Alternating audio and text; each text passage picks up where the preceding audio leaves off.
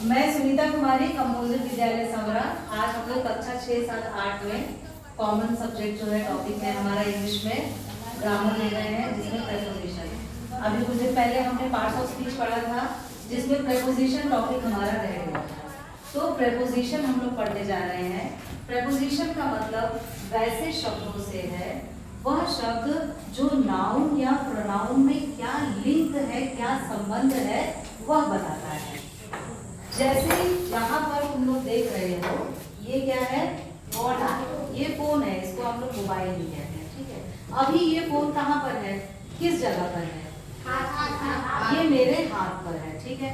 तो हाथ और ये मोबाइल। अगर मैं इस मोबाइल को अभी मैंने टेबल पर रख दिया, तो इस मोबाइल और टेबल में कौन सा संबंध क्या बन रहा है? इसको हम क्या बातें बोल सकते हैं? टेबल ऊपर। तो अगर मैं मोबाइल लिखती हूँ, मोबाइल और टेबल, यहाँ पर हम देखेंगे कि टेबल भी नाउन है, संज्ञा है, और मोबाइल भी संज्ञा है। इन दोनों में लिंक क्या है? ये मोबाइल टेबल के ऊपर रखा है। तो जो इन दोनों चीजों को लिंक कर रहा है जो शब्द, वही प्रेपोजिशन कहलाएगा। और अगर हम साधारण भाषा में बोलेंगे कि the mobile is on the table, on the table, तो हमारा शब्द सेंटेंस क्या हो जाएगा? The mobile is on. On और हमको लगाना पड़ेगा द टेबल। यहाँ पर द जो है डेफिनेट आर्टिकल है। द हमने क्यों लगाया? क्योंकि हम उस मोबाइल की बात कर रहे हैं जो टेबल पर है। बहुत सारे मोबाइल हो सकते हैं, लेकिन मैं किसकी बात कर रही हूँ? उस मोबाइल की जो टेबल पर है।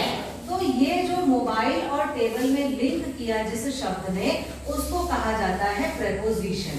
और ये प्रेपोजिशन जो है अलग अलग होते हैं, जिनको हम वाक्यों में प्रयोग के हिसाब से जानते जाते हैं। अगर मैं अपनी इस मोबाइल को टेबल के नीचे रख देती हूँ, ठीक है, टेबल के मैंने नीचे रख दिया, अब मोबाइल और टेबल में क्या संबंध हो गया? मोबाइल टेबल के नीचे है, और नीचे के लिए हम प्रयोग करते हैं अंडर। किसका प्रयोग करते हैं? अंडर। हमारा वाक्य यही रहेगा, the mobile is the table. ये तो इनका हमारा वाक्य है, लेकिन अब मोबाइल मेरी कहाँ है? अंडर, टेबल के नीचे। तो यहाँ पर क्या आ जाएगा? Under, under the table. लेकिन मेरी मोबाइल अंडर द टेबल तो है, पर किसके ऊपर रखी है? किसके ऊपर रखी है? देखो किसके ऊपर रखी है? हवा में तो है नहीं, टाइल्स के ऊपर है या जमीन के ऊपर है। और जमीन को हम क्या कहते हैं? पृथ्वी। इंग्लिश में क्या कहेंगे? अर्थ। Very good. और क्या कहेंगे? हम लोग जमीन को या तो फ्लोर कहेंगे क्योंकि ये फर्श है, या हम ग्राउंड कह सकते हैं, ग्राउंड यानी धरती। तब हमारा वाक्य क्या हो जाएगा? मेरी मोबाइल धरती के ऊपर है या मेरी मोबाइल फर्श के ऊपर है। फर्श के लिए मैं फ्लोर का प्रयोग करूंगी।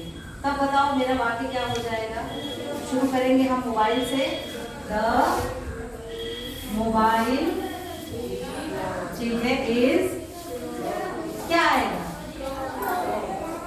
क्या आएगा? ऑन आएगा कि अंडर आएगा? ऑन आएगा कि अंडर आएगा? ध्यान दो, ऑन आएगा।